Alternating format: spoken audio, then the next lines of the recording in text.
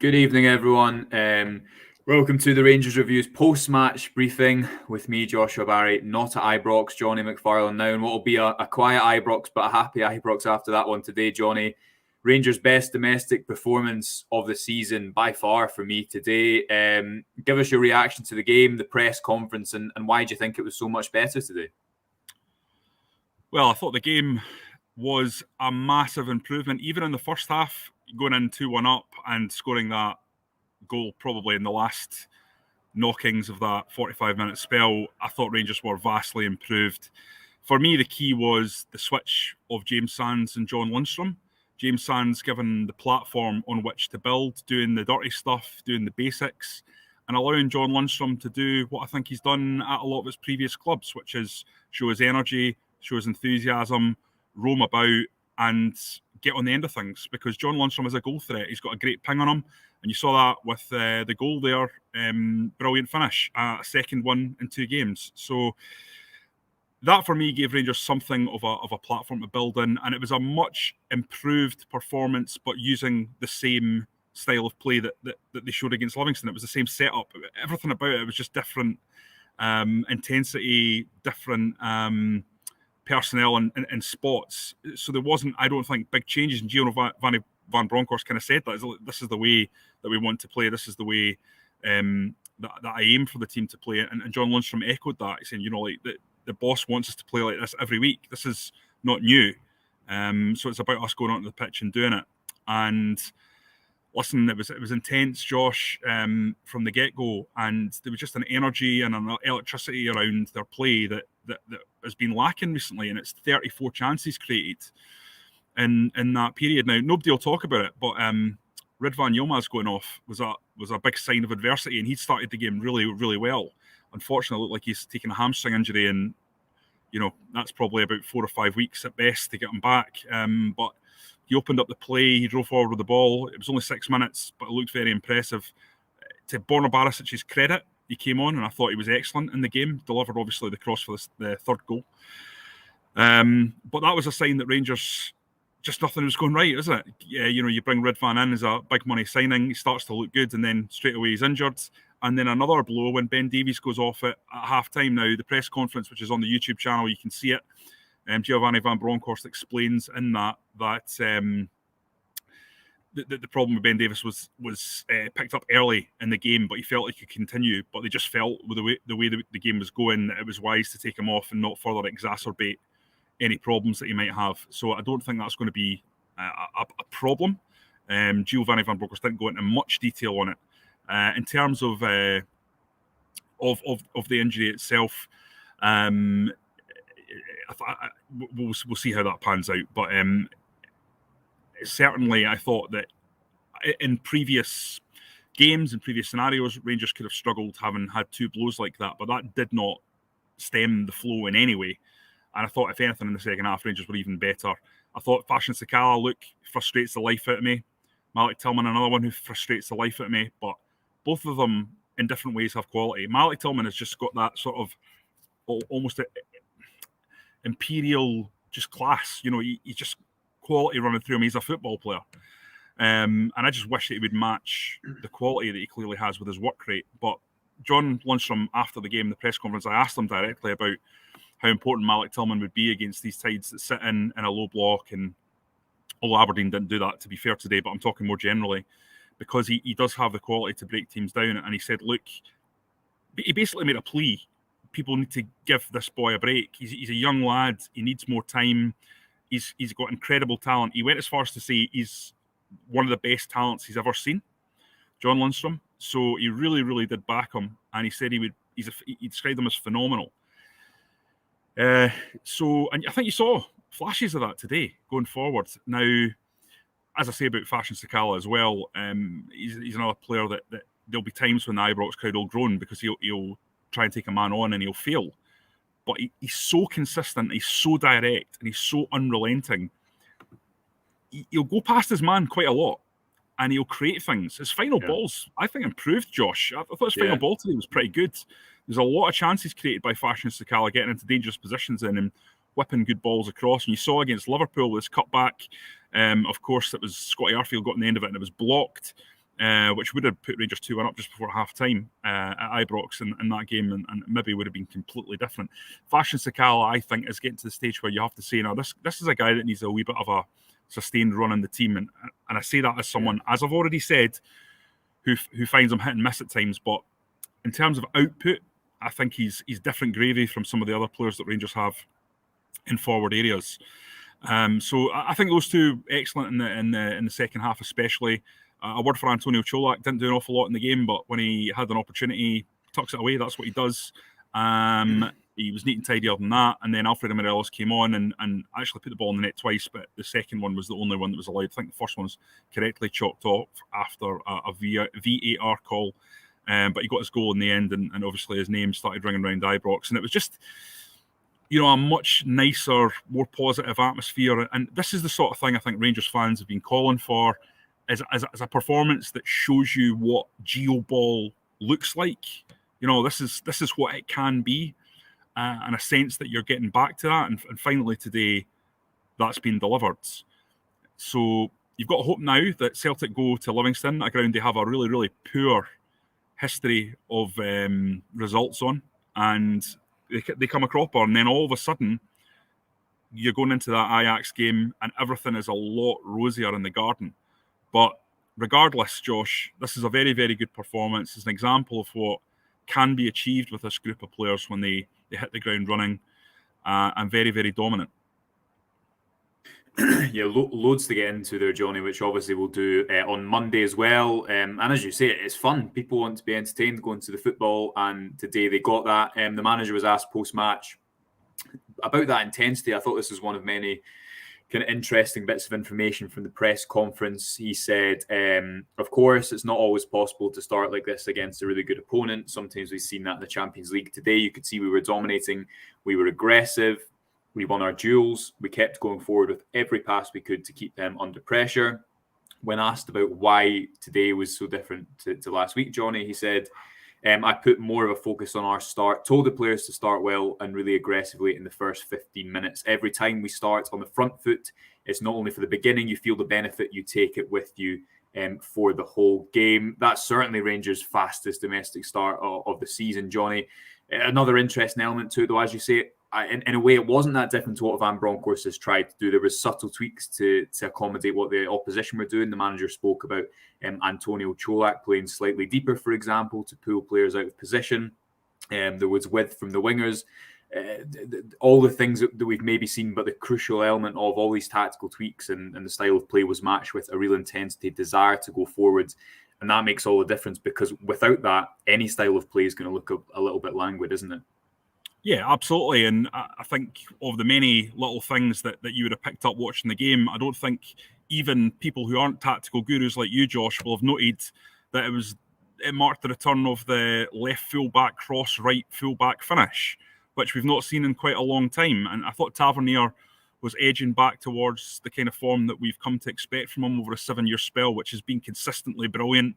You're a numbers guy. I love my numbers as well. And anyone who's a numbers guy in Scottish football will tell you how good James Tavernier's been throughout his entire time at Rangers. He just blows almost everyone else over that period off the chart. I know there'll be fans that will have, especially of other clubs, especially across the city, who will throw names up and laugh at that. But you're talking about the data. There's no one better than James Tavernier over a consistent period of time. And he's dropped below those levels, I think. There's a lot of speculation about why that would be, and he said that he's fine. He told me that himself at the press conference last week. And Giovanni Van Bronckhorst has said, there's no injury there. He's absolutely fine. So I think, though, today you started to see maybe an element of that. He was still tucked in, Josh. You'll know that better than anyone else. Sakala was pinned to that touchline, and Tav was more coming on the inside. But I think if you're going to assess a James Tavernier performance, how many times has he hit that back post? That's what I'm looking for in terms of a fully on the ball James Tavernier, and it was great to see him pop up there, and hopefully that's a sign of him getting back to where he needs to be, because Rangers are just so diminished. He's carried the team so many times over the years. I know these people who don't rate James Tavernier. I don't understand that point of view. Johnny, just on that point, it's a great point because it's something that's happened quite a lot. We wrote about it after the St Mirren game with Sakala wide, and I think there's a bit of maybe a point of view that it's better to have high and wide because he's closer to goal. But it's a perfect example today for his goal that playing in that role, if Sakala's wide and taking the attention of the fullback, theoretically, it should actually allow Tavernier to do what he does in the attacking third of the field, but do it a bit closer to goal. Sometimes, cross the ball when he's getting the ball back from Sakala, and the defense is a little bit less organised. And what Sakala gives you is just he'll attack that defense again and again and again. And we've seen it against St Mirren. The manager himself made a comment in the press conference, like, we know what we'll get from him. Almost a nod to the fact that he is a little bit inconsistent. But I think on the basis of these performances against Aberdeen and St Mirren, it's certainly fair to say that he gives you a lot more than he takes away. Let's get through some comments, Johnny, because we've got lots coming in. Dylan says, intensity was class today. Still some sloppy mistakes here and there, but can't criticise the effort. Sakala was dynamite. Another comment here saying Sakala, a bit of a diamond in the rough, still lacks composure. Again, I don't think anyone disagrees with that.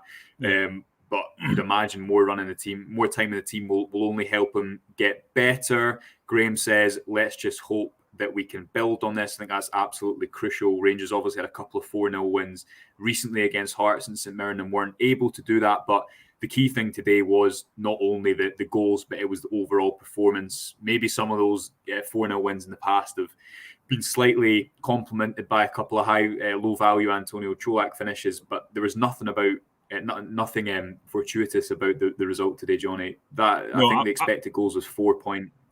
Could have been more. Well, that must have been the highest that Rangers have registered this season that I've seen.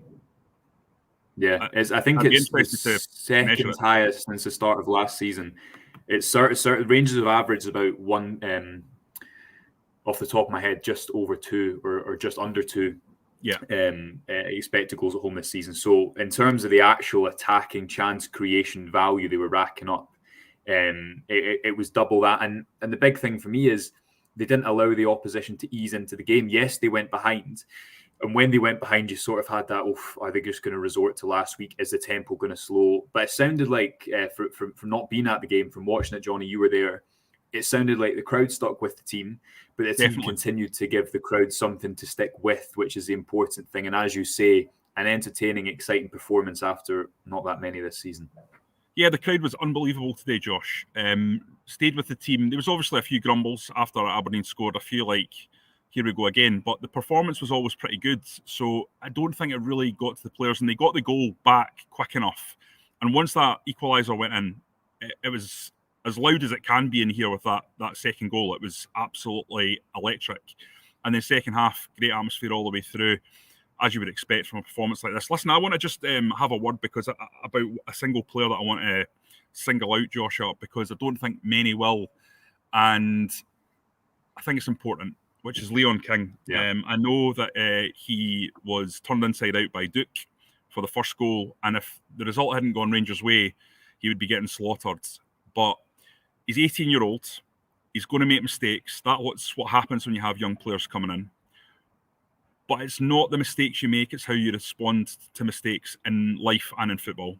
And I thought today, Leon King, his use of the ball, his general intelligence, his positioning, his aggression was absolutely outstanding, with the exception of that one mistake, Josh. I think he's a really, really good talent.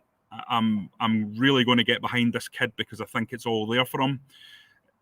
He's not the tallest. He's 6 foot, and I keep hearing this from people in Scotland. Oh, is he tall enough to be a centre back? The future of defending is going to be smaller defenders, Josh. I think you need people who are mobile, who are nimble, who can get in and about players, make challenges. But the key thing is you need to be good on the ball, and Leon King is good on the ball. And if you have Leon King and James Sands as a partnership, as you saw in that second half, building from the back is just so much easier. Now, I'm not suggesting they should take over from Ben Davies and Connor Gosling, of course not, right? But as a future duo, as two young players aged 18 and 22, I thought they were absolutely terrific in a quiet way all the way through the game, but especially in that second half when they were playing together and the way they moved the ball. And you'll be able to tell me better than what I saw, but because you're more of a you're more of an expert on these things. I just thought it was at the heart of a lot of the good things that Rangers do. And it frustrates me a lot of the time when I see Rangers centre-backs moving the ball slowly out of defence, because it gives teams the chance to get back into that organised block. But I thought today they moved it really well, and there was a lot of composure. Several examples where King pinged it, and they were incredibly accurate passes. And I just thought, given he made the mistake, he showed real strong mentality to just stand up and be counted. And at 18, mate, I know you're a mature lad for your age. I was a complete diddy at 18. So that shows a level of maturity, responsibility, personal sacrifice that he will have to have given up to have gotten to this stage in his career. I think should be applauded, and I think he deserves a lot of credit for bouncing back in the way he did. I hope people agree.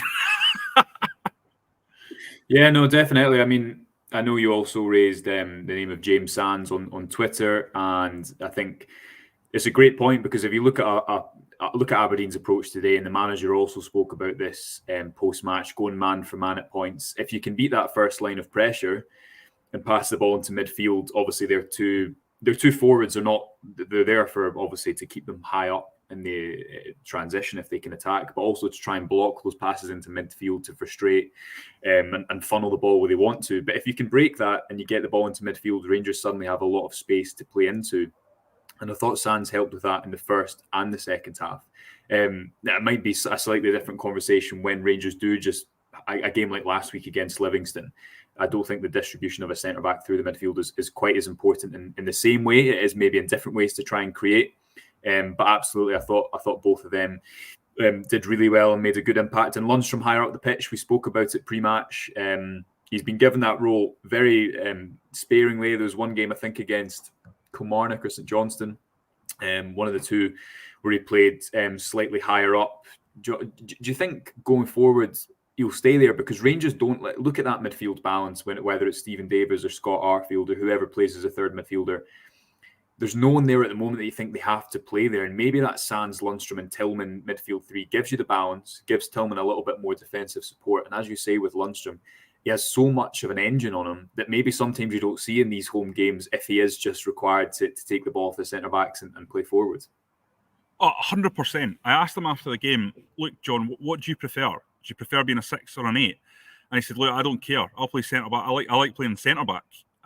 So I'll play anywhere when I'm asked.